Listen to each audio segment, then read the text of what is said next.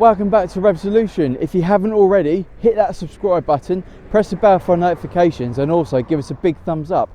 Now, why should you subscribe to this YouTube channel? Well, we do a lot of bike reviews and we're going to be doing a lot of touring next year. If you want to find out about motorcycles past and present, then stay tuned to this channel. We'll be uploading every Friday, plenty of bikes for your enjoyment.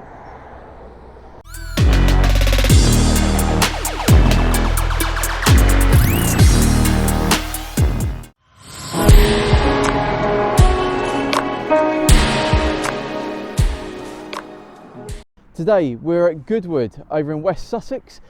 Today we're going to be looking at the 2015 Mark II version of this beautiful Honda CBF1000 GT model.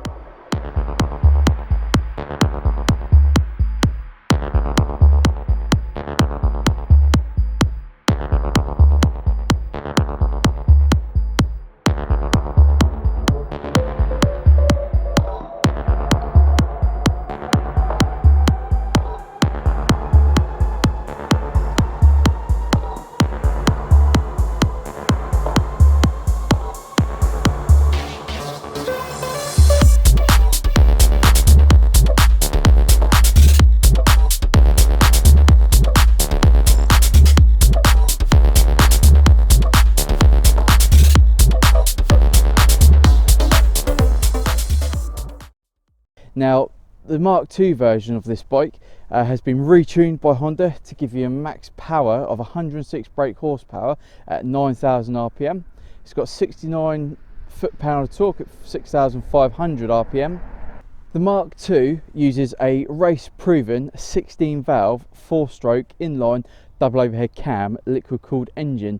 Now, although it may not be as lightning quick as the other competitors in this range, like the Kawasaki Z1000 SX or even the Yamaha YZF R1, or even the low down throttle power of Suzuki GSX 1250 FA, it is still fast enough to give you enough power to get you through the city, do your day-to-day chores, and even go two up, touring across Europe and across different countries in the world. So it is a fantastic engine and it does perform very well for this bike.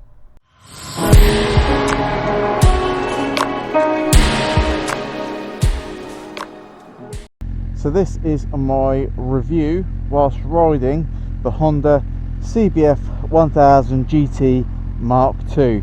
Stay tuned and let's go for the ride. Okay, so getting onto the bike,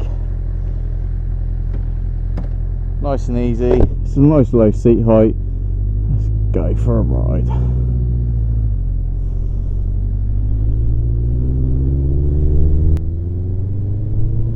Now straight away you can feel the torque on this bike. It is just, it's kind of like just purring, waiting to be really opened up. Now it's not a fast bike, it does give a reasonable amount of pull though, and that exhaust, the Delkovich exhaust, does sound really good.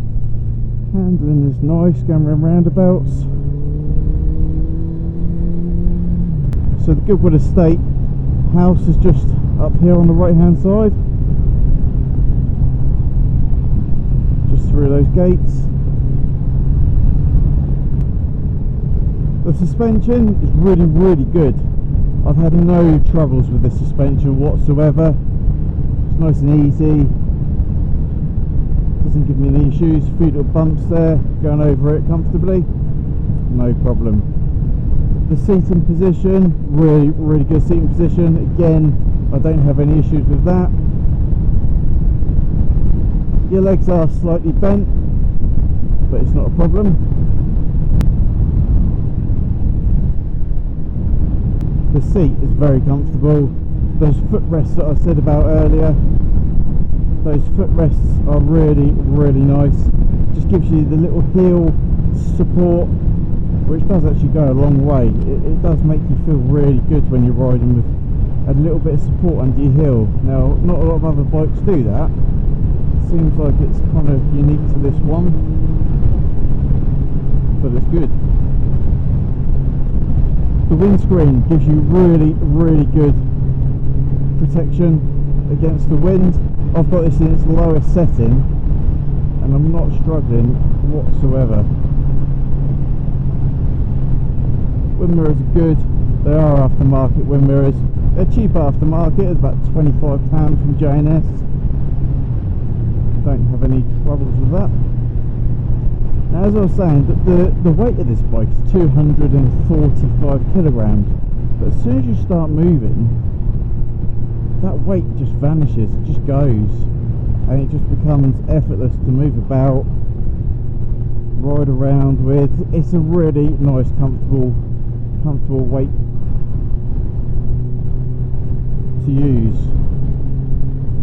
The display dials, they're really in your face, simple. You're not looking down thinking, what is that, what am I looking at? On the left hand side you've got your time and your speed. In the middle you've got a nice big display for your rev counter, and on the right hand side you've got your fuel and your odometers.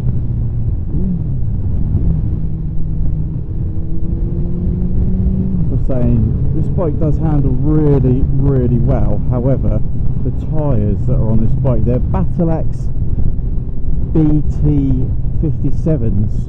Never heard of them, don't rate them.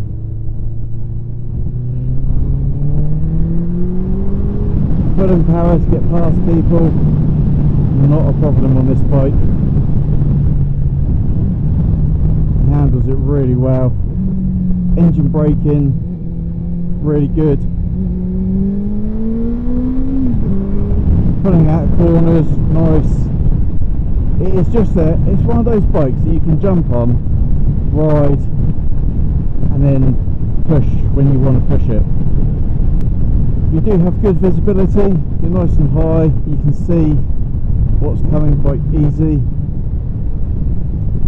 You're not tucked away down low behind vehicles, so that is quite nice.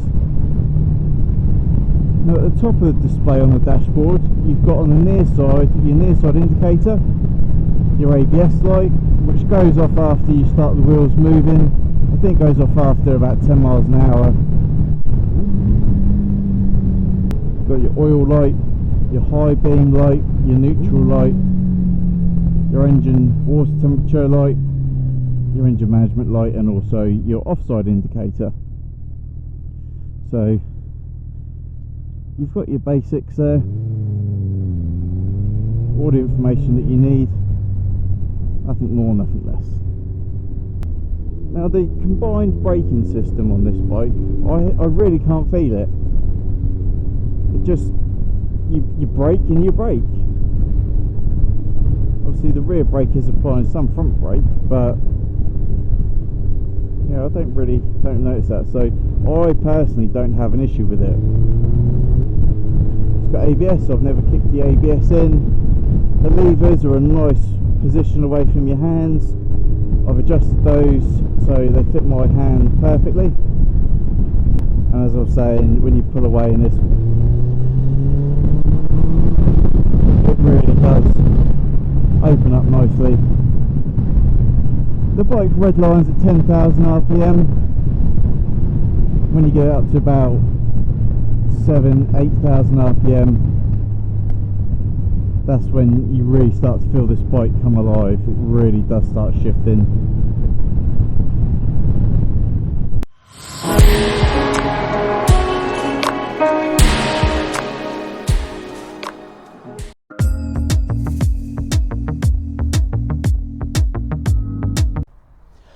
Honda have put a big fuel tank of 19 litres on this bike, which gives you a good range of about 190 miles. Honda also claim that the CBF1000 Mark II has 7% more fuel efficient and higher compression ratio than its predecessor, the Mark I, which was released in 2006. Now the suspension on this bike, it is absolutely silky smooth. It's fantastic. It uses a 41mm telescopic fork and a preload adjustable spring at the front, and the rear has a gas charged Honda multi-action system spring, which is adjusted for preload and rebound. Now the suspension on this bike can absorb the impact of pretty much any road surface you go on without giving you any discomfort as a rider. So I really do like the way Honda have set up this bike. It's perfect for me anyway. Now the braking system on this bike, you've got at the front two 296mm discs, dual piston calipers, and at the rear you've got a single disc 240mm single piston caliper. It also comes with Honda's integrated braking system, where you apply the rear brake and it also adds a bit of front brake. Apply the front brake and it only touches the front. So that's something that I haven't found an issue, but some people aren't a fan of it. I think it's horses for causes at the end of the day. If you like it, you like it. If you don't, you don't. I don't feel it, to be honest, so it gives no difference to me. It does have ABS, this bike, which is another nice little feature for safety.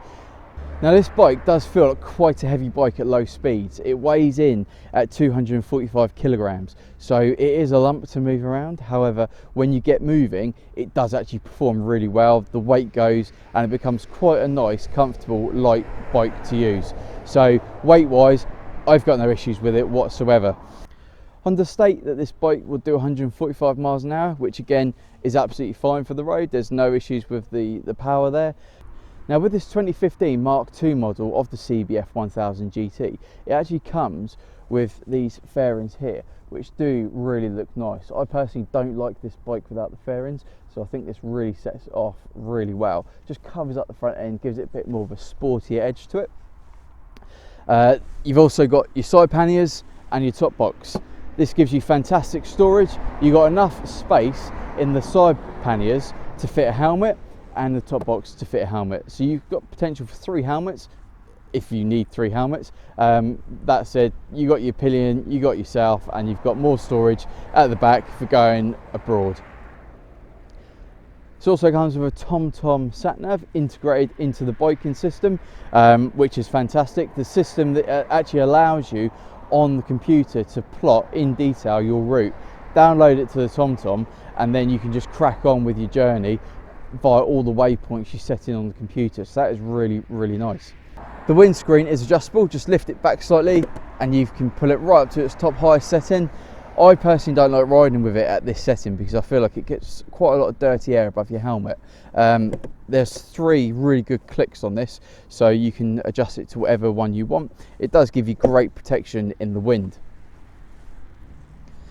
The handlebars, starting from the near side, you've got your heated grip button. You've got 3 settings for the heated grip, which is really, really good.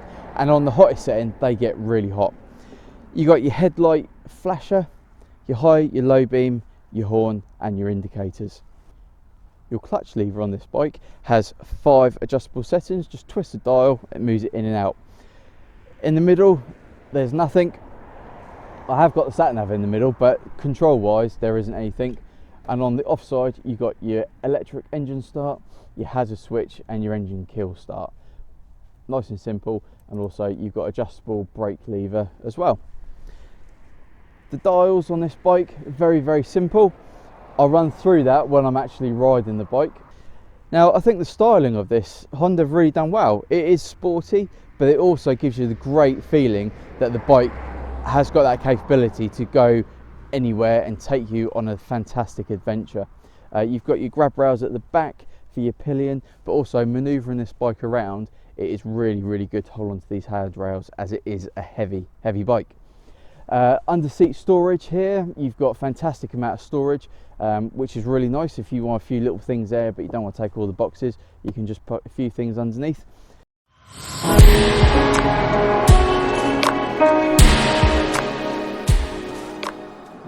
I believe the engine is derived from a Honda Fireblade engine, so you know you've got that really, really good performance engine sat underneath you. The gearbox is really, really sharp. I've got no problem changing gear, no false gears, no accidental neutrals. It's really, really good. So I can't fault the gearbox.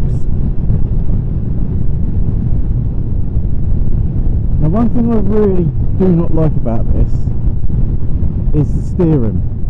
I don't know if you can see. I let a bit of weight off. You can see those handles, they just start shaking.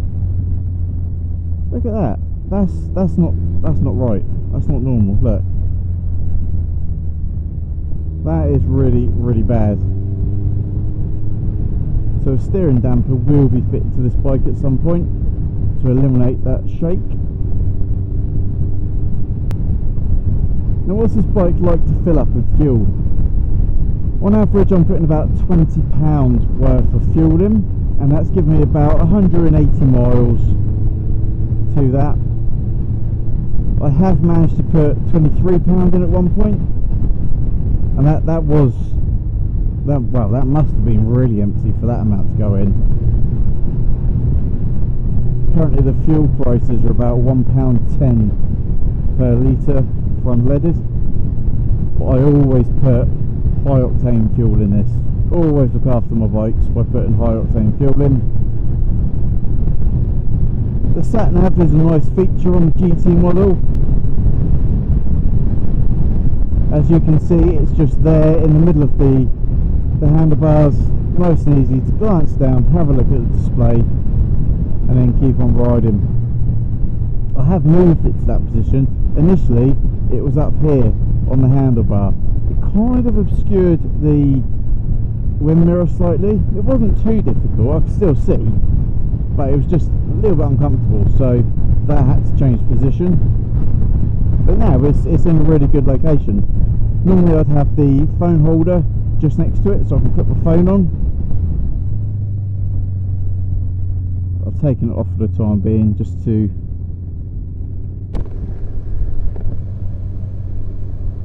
give a bit more space for the Insta360. Beautiful English pubs out here, nice countryside, great little villages.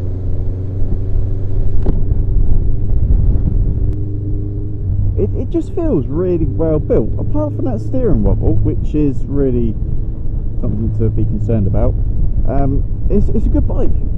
If you've ever thought about a CBF1000 and been unsure, get on one, take one for a test ride. They are really, really good bikes. They're just easy to ride, and they've got plenty of power when you want to open them up. And for 106 horsepower, they are really good. It's enough power for the road. I think it's the perfect amount. Now, if I had to jump on this bike right now, and it wasn't nearly 3 o'clock in the afternoon, could I take this on a nice long journey across Europe, or start a tour up to Scotland? Definitely. Could easily ride this bike and just keep riding. I really like it. It works really, really well. Getting a bit of drizzle coming in. Hopefully the cameras are still working quite well and you can still see what I'm looking at. And I tell you what, I've missed the turning that I wanted. I wanted to go through Petersfield a different way, but it looks like I'm now en route to Midhurst, which is not what I wanted to be doing. I should have used the sat nav that the Honda GT comes with. Well, there we go. Ooh, the pit stop drive through. Looks quite cool. Well, yeah, if you've got a sat nav on your bike, just use it. It does make life so much easier. Right, so the positives about this bike, let's go through them. The seat is comfortable, the riding position is perfect, the heated grips, that's what I forgot to mention a minute ago. This bike comes with heated grips, and the heated grips are fantastic. They really do get nice and hot. And they're standard Honda grips, so Honda have done really well with those, which is nice.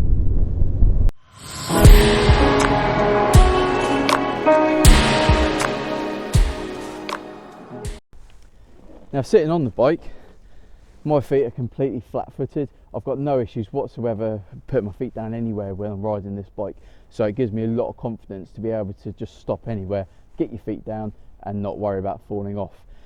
The seat is adjustable. There's 3 different heights you can put this seat at. This is on the middle section at the moment. Obviously, if I go lower, it's going to be even easier to put my foot down, but I think it is going to be a little bit too low. When it comes to the pillion rider, you've got a really good, comfortable seat for the pillion. You've got plenty of space for the rider to sit in the middle of you, and you've got a nice back protector just leaning onto the back of the pannier. And yeah, it's great. You could easily go touring on this as a pillion and not have any issues whatsoever. The footrest as well for the pillion is really comfortable, and also the footrest for the rider, it actually comes with a heel rest. So when you put your foot down, your heel sits on a nice little plate there, and it just makes riding really simple, takes all the stress off your feet. And yeah, it's a really good design. I like what Honda have done with that. Now, Honda have also put the Honda Ignition security system on this, which is basically your immobiliser. That shines up in the middle as a red flashing light, just to let you know it's activated. So as we come around the front of the bike for the styling, I personally absolutely hate this windscreen. I think it's ugly, it's just big, it's got like eyebrows at the front. I don't like what Honda have done with that. I will be changing this windscreen very, very soon. The wing mirrors, these are aftermarket wing mirrors. The genuine Honda ones were fantastic. However, they did cause some issues when you were filtering because they were the right height for car wing mirrors. So I didn't get on with that at all. I was almost taking off wing mirrors. So they had to go for some smaller ones. But again, great visibility still. I've got no issues there. The front of the bike tapers down really nice, like a bit of an angry Viking helmet. You got side bits here, and then you got the headlight eyes in the middle. I do like the styling of the front end here, just not that windscreen. Got a nice red mud hugger at the front, your 2 discs, and just underneath the front headlights you've also got your indicators and your side lights. I think they set the bike off really nicely. I do like that. I like the way Honda have done it. However, I will be upgrading those to some LED lights just to get a bit more brighter light coming forward so people can see me a bit more. Now, down at the side of the bike, this came with RNG crash protection, but that's always a good thing to add on the bike just in case you do drop it. Again, like I've just said, you got the fairings underneath, which are really, really good. It just adds that little bit of extra edge to the bike, makes it look a little bit sportier so you can't see those exhaust pipes. You've got some engine protection down here, a Delkovich exhaust system, which again is really, really nice, and it does set the bike off really well, gives it a nice pop and a bang. Your panniers, these are colour coded to the bike, really simple to take on and off, really, really nice. The back of the bike, you've also got a nice tail section. I would not be getting a tail tidy for this bike. I think it would look ridiculous. You got your bulb indicators, which again are going to be changed for LEDs, and you've got your tail light, which again is a really nice bright tail light. And the rear comes down nice and low to stop all the dirt and debris spraying up onto the back of the bike. This actually has a carbon fibre rear hugger and carbon fibre chain guard all integrated into one. So again, that is a nice little additional feature to the bike. Now what I'm going to do is just take off the top box, just so we can see what the bike looks like without the top box. That is the bike with just the panniers. Again, it looks really nice, plenty of storage space. If you go camping, go touring, you can strap a lot of luggage to the centre of these panniers and have it all over the pillion if you're not taking the pillion. We'll take off the side box.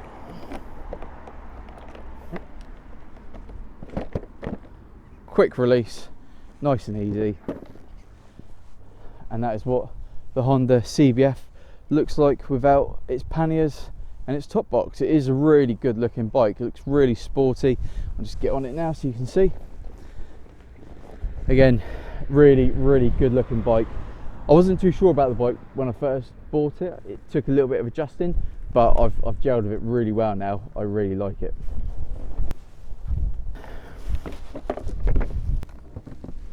And when it comes to actually putting these top boxes back on, lift the handle up, drop it on, and put the handle down, lock it, and the box is secure. They're really, really simple to take on and off these boxes, which makes it really good for touring. You get to your hotel, take them off, walk straight in with your suitcases in effect. Now, another nice feature about the Mark II CBF1000 GT is the fact that you've actually got an analog and digital display. So you've got analog rev counter and a digital speedo, which is like most bikes these days. They all kind of have that integrated analog and digital displays. So that is another nice little feature the bike has got.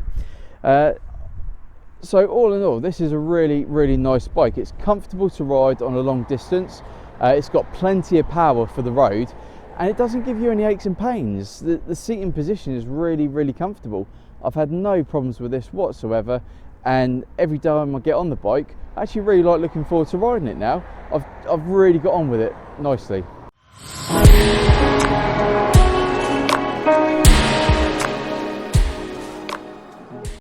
There's great wind protection. Visibility is good. Windscreen is adjustable. Easy to adjust as well. You haven't got to unbolt anything or stop with a load of tools. You can just move it. It'd be nice to be able to move, like just grab it and pull it up, but quick stop on the side of the road, adjust it, nice and easy. So that's not a real issue. The handling of the bike is really good.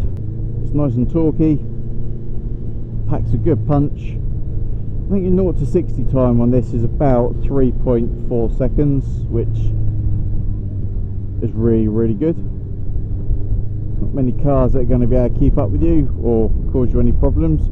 It's got plenty of grunt to shoot past stuff if you are getting a bit unstuck on the road. You get good feedback through the handle, good feedback through the seat. Again, tyres are awful, but that's something that is not specific to the bike. That's just whatever the previous owner had.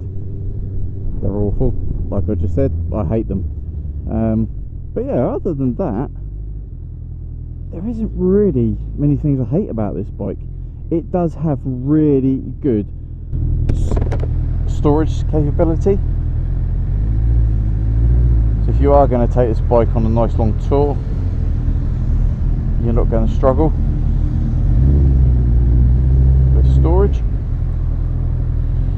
Got a nice amount of space that can go on the pillion seat, and it does sound really nice. Granted, that is a Delkovich exhaust, however, it is a good sounding bike. There's quite a nice amount of engine noise as well on this, which also helps. The handlebars are quite nice. You've got enough space on these to attach different items to, sat-nav, phone holder. Now, one thing I also am quite annoyed with this bike is that it's 5 years old. It's not an old bike, yet the handlebars are covered in rust specks. The brake and clutch lever, again, have got rust specks all over them.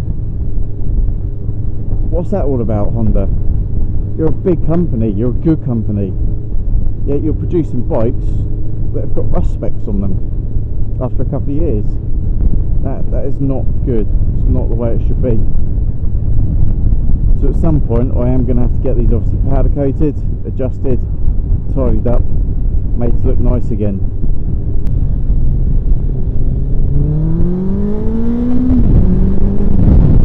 There we go, she pulls nicely, gets up to those speed limits really well.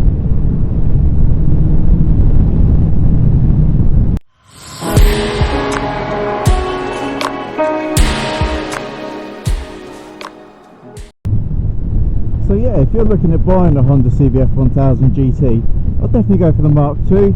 It looks better, it's got a bit more of a modern dash with the LED display.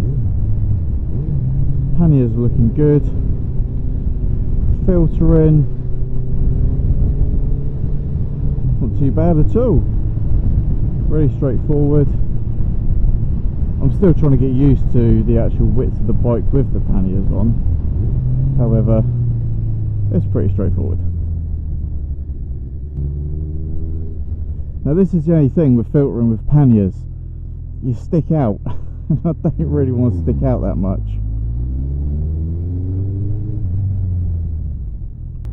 Let's go have a look at those cars at Lanzanti. I bet I can't get in there now. Everyone's blocked it.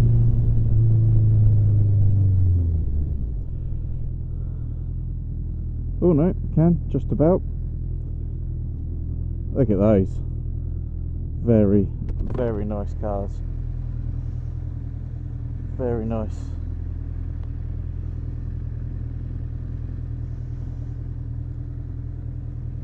Got a Halloween theme going on.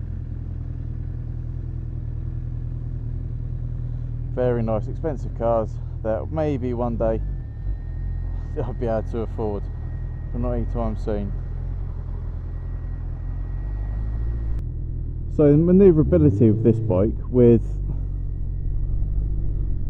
traffic, with the panniers, it is a little bit annoying because, like I said, I'm not one for having ridden touring bikes before, so I'm getting used to filtering and understanding the width of the bike with the panniers, so it's a bit of a interesting one for me.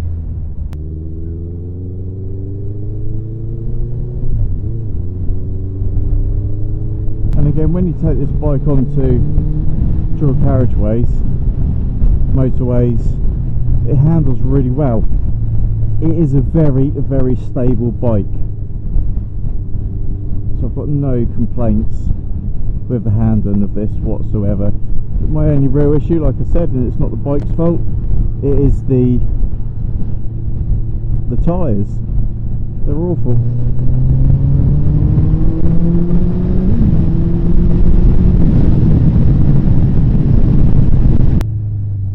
Right, I think that pretty much wraps up this video now.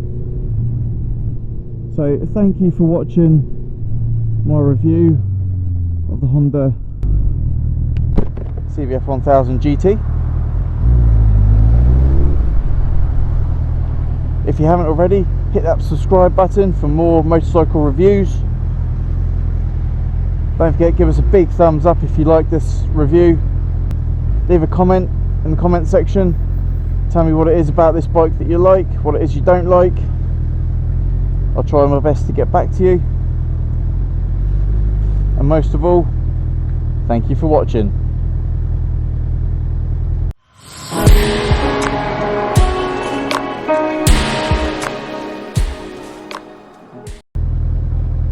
Well, this is slightly annoying, isn't it?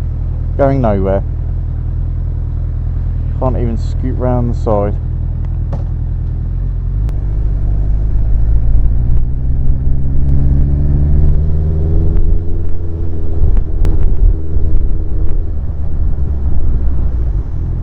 And let's de-kit. I know we'll go through the drive-through.